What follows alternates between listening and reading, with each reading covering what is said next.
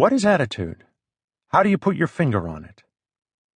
Well, attitude is an inward feeling expressed by behavior. That is why an attitude can be seen without a word being said. Haven't we all noticed the pout of the sulker or the jutted jaw of the determined? Of all the things we wear, our expression is the most important. Sometimes our attitudes can be masked outwardly, and others who see us are fooled, but usually the cover-ups will not last long.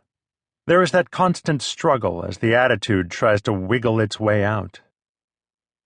My father enjoys telling the story of the 4-year-old who had one of those trouble-filled days.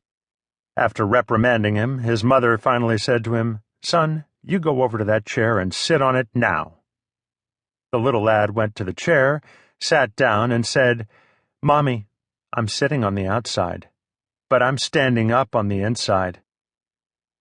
Psychologist-philosopher James Allen states, "A person cannot travel within and stand still without."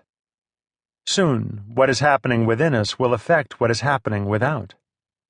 A hardened attitude is a dreaded disease. It causes a closed mind and a dark future. When our attitude is positive and conducive to growth, the mind expands, and the progress begins. Attitude determines success or failure.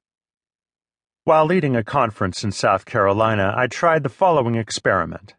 I asked the audience, what word describes what will determine our happiness, acceptance, peace, and success?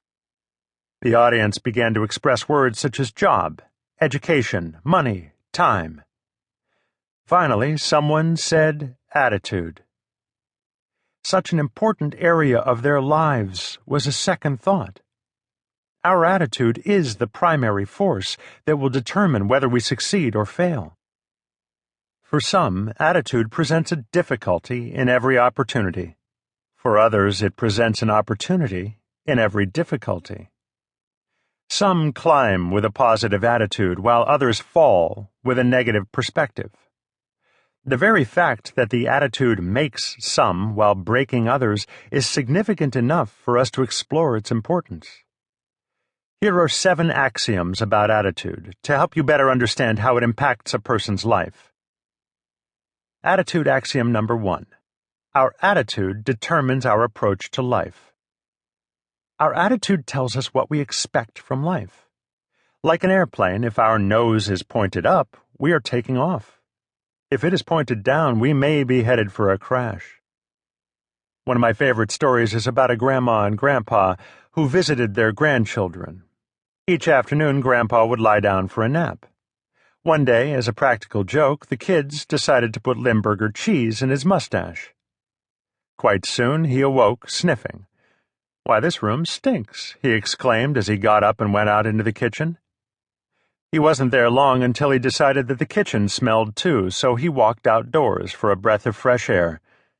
Much to Grandpa's surprise, the open air brought no relief, and he proclaimed, "The whole world stinks." How true is that to life? When we carry Limburger cheese in our attitudes, the whole world smells bad. We are individually responsible for our view of life. That truth has been known for ages and is contained in Scripture. For whatever a man sows, that he will also reap. Our attitude toward and action in life help determine what happens to us.